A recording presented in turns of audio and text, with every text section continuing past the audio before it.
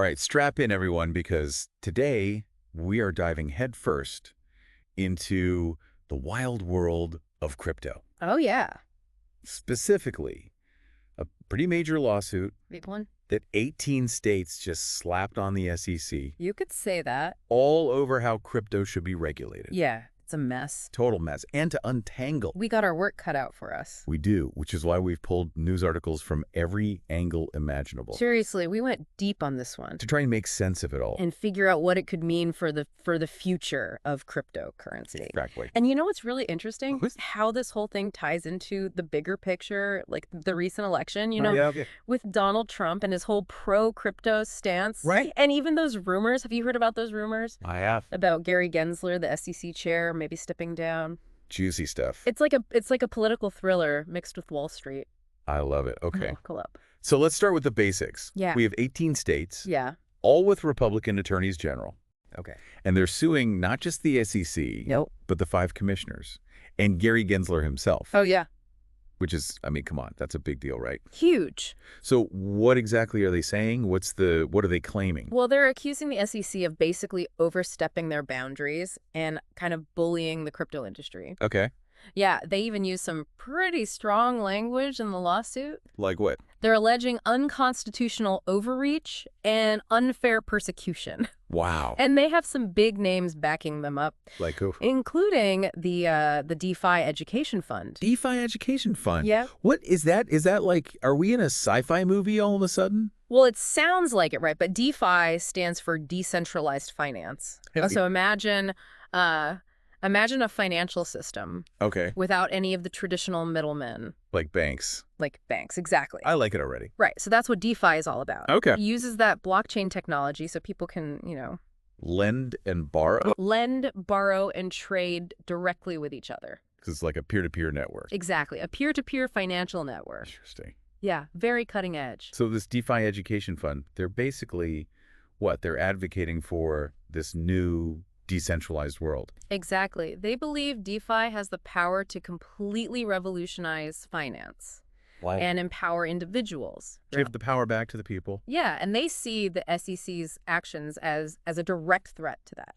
Okay, so the lawsuit itself, Yeah. it's being spearheaded by Kentucky Attorney General Russell Coleman, right? That's right. What's his main argument against the SEC? Well, Coleman's saying that the SEC is creating chaos in the crypto world. How so? Because there are no clear rules. Oh. He says this lack of clarity is actually stifling innovation Oh, interesting. and pushing crypto businesses away from the U.S. Okay. So he's basically saying that the SEC's strong-arm tactics Yeah. are doing more harm than good. But see, that's what I find interesting because the SEC, especially under Gary Gensler, Right. has been very, very vocal about its role in protecting investors. Oh, yeah. They're saying most of these cryptocurrencies Yeah. should be treated as securities, Okay. which would, of course, put them under the SEC's authority. Exactly, Gensler. He's on a mission to tame the wild west of crypto. I like it. He's arguing that investors need to be protected from fraud and all that shady stuff. Makes sense. Yeah. And this has led to a whole bunch of lawsuits I'll bet. against some major crypto companies like Coinbase, Kraken. You've heard of Ripple, right? Of course. Consensus. They're all in the hot seat. Wow. He's basically saying, look, if you're playing in the U.S. financial system, Yeah. you got to play by our rules, Fair enough. right? But the states are pushing back hard. Oh, yeah. They're saying, hey, you don't have the authority to do that. And they're pointing out that Congress never actually gave the SEC. Straight up, never said. Yeah. This broad power over digital assets. So they're really making a case for federalism? Exactly. That's the whole idea that states have the right to regulate their own economies. Right. And that the federal government needs to stay in its lane. Stay in your lane. They're basically saying, look, crypto is different. Okay. It needs to be treated differently than those traditional securities. I see. And they believe the states should be the ones leading the charge. Leading the charge on regulating this new industry. Exactly. So it's like we've got this standoff. Yeah. The SEC is saying, hey, we're trying to protect investors. Protect the little guy. And the states are like, hold on, you're stifling innovation and overstepping your bounds. Present power struggle. Classic, absolutely. And this whole thing is happening Oh, yeah. against a backdrop of this very, I don't know, heated, polarized political landscape. Totally. And remember how much Donald Trump Oh, yeah. really made his pro-crypto stance a focal point He was loud and clear about it. during his campaign. Remember, he even suggested I do. he'd consider creating a strategic Bitcoin reserve for the U.S. Like we do with gold. Like the gold reserves, exactly. Wow. Pretty wild. Wild. And he got, what was it, over $20 million in donations from the crypto industry. Yeah, they were backing him big time. So what does that tell us about how this lawsuit might play out? Well, it's definitely a piece of the puzzle, Yeah. right? I mean, with Trump winning and the Republicans taking control. Of both the House and Senate? The House and the Senate, yeah. It's looking like a pretty favorable environment for crypto. At least in terms of future regulation. Okay, interesting. And Kentucky Attorney General Coleman? Oh, yeah, he didn't hold back. He did not. He straight up called this lawsuit a response to the weaponization of the federal government by the Biden administration. Words. He sees this as a fight against what he calls an unlawful crypto crackdown. So we've got the lawsuit itself. Yep. We've got the arguments from both sides. Absolutely. And all this political drama swirling around it. It's a lot. It is. But there's one more thing that has people talking, and that's Gary Gensler and his future as SEC chair. Ah, yes, the rumors are flying. They are. Some folks are reading into his recent speech, you know? The one where he kind of reflected on his time at the SEC? Yeah, it did sound a bit like a farewell. Right, like he was hinting at an exit. And then you've got John Reed Stark, that former SEC official. Yeah, he didn't mince words. He actually called for Gensler to step down. He said the agency needs a fresh perspective on crypto. Interesting. So you can see how all of this is connected, right? I do. The lawsuit, the election, and the speculation about Gensler. Yeah. It's a tangled web with a lot at stake, not just for the crypto world, but for the whole future of financial regulation in the U.S. So where do we go from here? That's the million-dollar question, right? Yes. But before we get into all the what-ifs, Yeah. I think it's important to understand exactly what both sides are saying. Okay, let's do that. So let's dig a little deeper into the SEC's arguments and what the states are pushing back against. Sounds good to me. All right, let's get into it. So let's really break down those arguments Yeah, let's do it. from both sides. Okay. It seems like the SEC is saying, look, we're just trying to protect the average investor, you know. Or tip them from getting scammed. Exactly, from getting scammed. Yeah. So what's the counter argument from the states? Well, they're saying that by cracking down so hard, Yeah. the SEC is actually pushing all the crypto companies Right. to operate outside of the U.S., Oh, I see. where those regulations might be like a lot looser Yeah. or even non-existent. Which would make it harder to protect investors. Exactly. They're saying it's making it harder, not easier. So it's like they're saying the cure is worse than the disease. Yeah, that's a good way to put it. Okay. They're saying that innovation needs space to breathe, you know? Yeah. And that too much regulation is just going to, like, choke the crypto industry in the U.S. But isn't there a risk that without the right regulations, the crypto market could just become like a free-for-all? Like a Wild West with scams and fraud just running rampant. There's definitely that risk, Yeah. and that's the balancing act, right? Totally. That regulators are always facing. Finding that sweet spot. Finding that sweet spot between, you know... Protecting investors and letting innovation flourish. Exactly. It's tough. It is. And the states are essentially saying Yeah. that the SEC has swung way too far Okay. in the direction of control. Too much control. Too much control. And they're saying the SEC is not taking into account, Yeah. like, the unique nature of crypto. So where does this whole concept of securities fit into all of this? $1 million question. The SEC says most cryptocurrencies should be classified as securities, but the states seem to disagree. They do. This gets to the heart of the legal debate. Okay, break it down for me. All right, so securities traditionally, think of like stocks and bonds. Right. They represent ownership in a company Okay. or a debt that a company owes. So the SEC is saying that a lot of cryptocurrencies Yeah. work kind of similar to securities. So they should be regulated the same way. Exactly. Same rules apply. But the states are saying, no, crypto is different. Fundamentally different. Yeah. They're pointing out that a lot of these cryptocurrencies are designed to be decentralized, Okay. meaning they're not controlled by one single company or entity, right? Yeah. So they're saying that makes them completely different. From traditional security. There's traditional securities, yeah. And that trying to, like, shove them into that existing regulatory framework, It's like trying to fit a square peg in a round hole. it's not going to work. Not going to work. And the states are also saying, hey, Congress never specifically said, Never gave them the green light. yeah, that the SEC has authority over digital assets. Nope, not in their job description. So they're saying the SEC is overreaching, Big time. trying to, like, expand its power Grasping at straws. into an area where it doesn't have that clear jurisdiction. Overreach. And this brings us back to federalism. Full circle. The states are very protective. You know, Oh, yeah, they're like mama bear, of their right to regulate their own economies. protecting their cubs, And they see the SEC as this, I don't know, this federal bully trying to step on their toes. coming in and trying to take over. Yeah, not cool. So it sounds like we have these two competing visions Two different worlds. of how crypto should be governed. Yeah. On one side, you have the SEC taking this very centralized approach, trying to, Old school. trying to apply those traditional financial regulations to this brand new technology. Right. And on the other side, you have the states. The rebels. They're advocating for a more decentralized approach, saying, hey, let's take it easy. A little breathing room. Yeah, more room for experimentation. Exactly. That's a great way to frame it. And I think this debate Oh, yeah. is happening everywhere, right? It's not just a U.S. thing. Not at all. You mentioned earlier that other countries are already taking a more, I don't know, proactive, Forward thinking. approach to crypto regulation. Yeah, absolutely. Can you give us some examples? Yeah, so the European Union, for example, Okay. they're moving ahead with their markets in crypto assets regulation. Catchy. It's a mouthful, right? Yeah. MiCA for short. Micah. Think of it like a comprehensive rule book for crypto in Europe. Wow. Yeah, they're trying to create One set of rules one unified regulatory framework. for all 27 EU member states. That's the goal. So while the U.S. is still arguing about the basics, Still figuring things out. Europe is already setting the rules of the game. They're ahead of the curve. Interesting. And they're not the only ones. Nope. You mentioned some other countries? Yeah, like Singapore, Okay.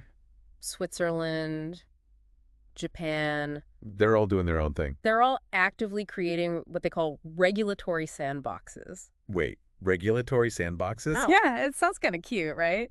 It does. But it's actually a pretty smart idea. What is it? It's basically a controlled environment Yeah. where crypto companies can experiment Okay.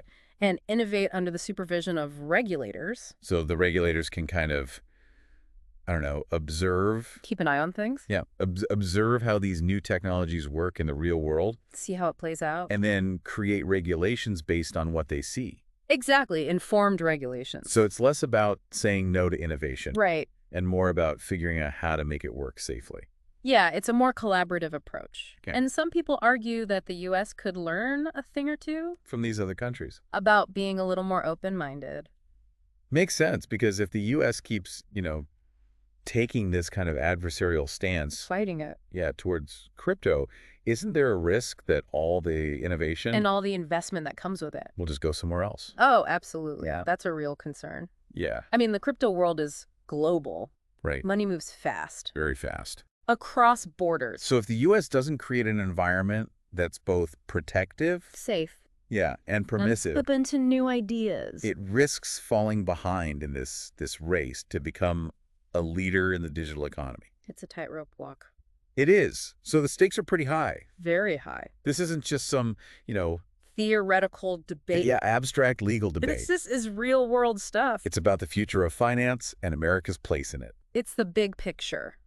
Okay, so let's zoom back in on this lawsuit. Back to the courtroom. What are some of the potential outcomes here? All right, so the most obvious outcome Right. is that the court could side with the SEC Okay. and basically confirm their power to regulate crypto as securities. And if that happens? Well, it would be a huge win for the SEC. Yeah. And it would probably lead to even more, Crackdowns? aggressive enforcement actions Against these crypto companies? operating in the U.S. Okay. And it could also encourage regulators in other countries. To take a similar approach. Follow the leader. Okay, but what if the states win? Ooh, that would be a big upset. It would. And it would really weaken the SEC's hold on the crypto world. So they'd have to back down. Yeah, they might have to back down from their current strategy. Okay. And maybe adopt a more, case-by-case approach. More nuance? More nuanced, exactly. Okay. It could also give states more freedom. To create their own rules. Yeah, Yep. their own crypto-friendly regulations. Which could lead to, like, a patchwork of different rules across the country. It's possible. A little messy, maybe. So a win for the states could mean more fragmentation. Yeah, while a win for the SEC could mean more centralization. exactly. Two very different paths. Wow, and either way, Yeah, this thing's probably going to be appealed. for sure. This legal battle could go on for years. Buckle up. It's a long ride. It's like a chess match, High stakes chess match. with the future of crypto hanging in the balance. Absolutely. And you know what? What is that? It's not just about crypto. It's bigger than that.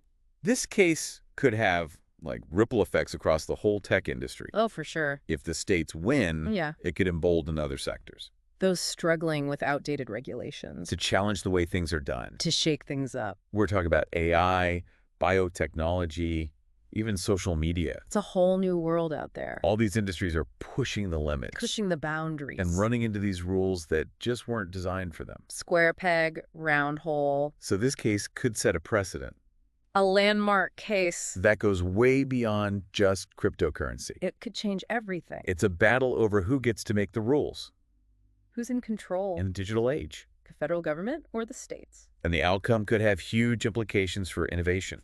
Investment, the balance of power. It's putting things into perspective. Yeah, it's making me think. This isn't just some legal technicality. This is the future. It's about shaping the future of technology and the economy. The whole shebang. Wow. And there's one more wild card we have to think about. Hit me with it. Those congressional elections coming up. Oh, yeah, big The time. Republicans have control of both the House and Senate, They're calling the shots. so they could pass legislation. New laws. That creates a much friendlier environment for crypto. Regardless of how the lawsuit goes. It's a whole other layer. A political twist. And if Donald Trump wins another term, He's already hinted he has. that he'd sign that kind of legislation. He's pro-crypto, remember? So it's all connected. It's a web. The courts, Congress, the White House. Even what's happening in other countries. That's a lot to keep track of. It's enough to make your head spin. So let's shift gears for a second Okay. and talk about what all of this means for our listeners. Good idea. Let's bring it back down to earth. What does this mean for someone who's maybe thinking about getting into crypto? All right, let's get practical. So we've talked about lawsuits and politics and even what's happening globally. There's a lot to process. It is. So let's bring it back down to earth. Ground ourselves. What does all of this mean for the average person? Yeah. Maybe someone who's listening right now and thinking, Thinking about dipping their toes into that crypto pool? exactly. So what does it all mean for them? That's a great question. And it really highlights why this case is so important. Okay. Whether you're, a crypto expert Yeah. or just starting to learn about it, Yeah. this legal battle matters. Okay. It's a reminder that we're still figuring things out. The rules are still being written. Exactly. The rules are being written as we speak. So it's a time to be cautious. Yeah, Do your research before jumping in. absolutely. Stay informed, understand the risks. But it's also a time of huge opportunity. Oh, yeah, huge. The crypto world is like evolving so fast, That warp speed. and there's a lot of potential for growth and for innovation. It's a very exciting space. It's a paradox, right? Is A time of caution, but also a time of opportunity. the best of both worlds. So what's the main takeaway for listeners? The key takeaway is don't just follow the hype blindly. Okay. Take the time to really understand the technology, Yeah. the different types of crypto out there, Right. and the regulatory landscape. The rules of the game. Exactly. Knowledge is power. Love that. The more you know, the better equipped you'll be to navigate this, It's exciting, but sometimes volatile world. It can be a wild ride. It can. And it's not just about understanding the tech stuff. Right. It's about being aware of those political and legal battles. The power plays. Yeah, that are shaping the future of crypto. Absolutely. This lawsuit is a perfect example. It is. The outcome could have a huge impact on how crypto is regulated here in the U.S., Right. which could affect everything, Everything. from the price of Bitcoin to the types of crypto products and services that are even available. So we need to keep our eyes on the lawmakers and the courts. Oh, yeah, it's all connected. It's not just about watching the market. It's about watching the whole system. The whole ecosystem. And you know what? It's important to be part of the conversation. Speak up. Let your elected officials know where you stand. Make your voice heard. The future of crypto regulation. Yeah, It's going to be shaped by the people who actually participate. the people who get involved. So don't just sit on the sidelines. Get in the game. It's easy to feel overwhelmed by all of this. I know, it's a lot. But ultimately, the future of crypto is in our hands. We have the power. And we have the power to shape it through our choices, our investments, and our voices. Well said. I couldn't agree more. And on that note, I think it's time to wrap up our deep dive. Time to come up for air. It is. Thank you so much for guiding us through this complex and fascinating world. It's been my pleasure. It's given me, and I hope all of our listeners, a lot to think about. Lots to ponder. Lots to ponder, absolutely. So stay curious, stay engaged, and keep exploring. That's the spirit.